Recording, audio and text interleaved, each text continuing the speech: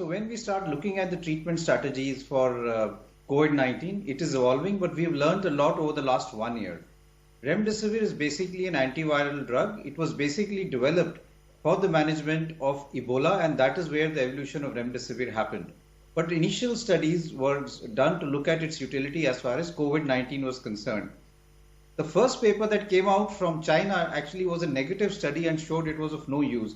It did not show remdesivir had much effect, and this was the first study which was published in the New England Journal of Medicine. Subsequent studies did show that remdesivir was useful only in people who had moderate to severe disease in decreasing the hospital stay by about 4 days. There was no mortality benefit. By taking remdesivir, the study did not show that you could save lives. You could just decrease the hospital admission.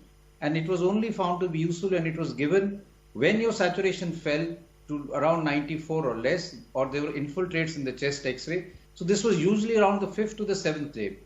There is no utility of giving remdesivir on the first day, and the data does not support it. There have been doctors who have argued. I hold regular EICUs with many hospitals across the country. Many doctors have argued that they feel that they should give remdesivir on day 1 because it's antiviral and it will kill the virus. The data is not there that it is that effective as an antiviral drug. As of now, we don't have a good antiviral drug.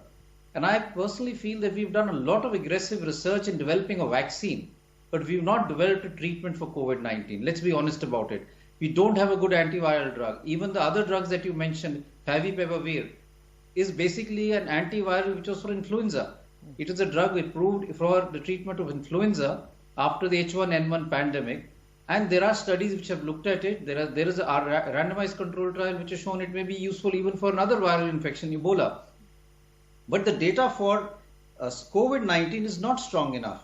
And therefore, again, it's not something that can be recommended. And even if you look at the national guidelines or the guidelines from our institute, which we've updated recently, we don't really promote FaviFlu that aggressively. Same is true for ivermectin. So none of these drugs are very useful. Coming to dexamethasone and steroids, now those are the drugs which have been shown to be of some use in the recovery trial. But again, I would like to stress that it's not only the drugs, it's the timing of the drugs which is also very, very important.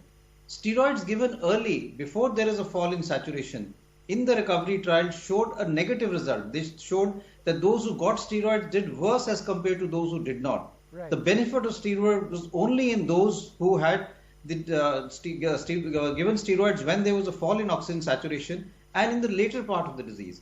As a matter of fact, previous data for viral infection, including for swine flu, H1N1, was negative for steroids.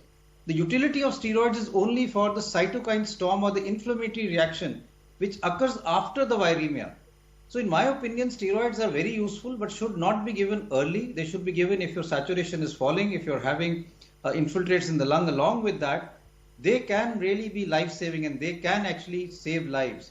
But giving it too early may actually promote more viral application and may actually cause more harm. Same is true for tocilizumab, which is basically a drug which is for cytokine storm. Unless you have evidence that you are having cytokine storm and late in the disease, there is no point in giving tocilizumab. Again, it decreases your immunity to a large extent. And we have seen people who have had fungal infection after getting tocilizumab because it really decreases your immune system. And therefore, again, the drugs are useful, but the timing of drugs has to be very, very critical. You can't just give one cocktail on day 1 and assume that the patient will be all right and something will work.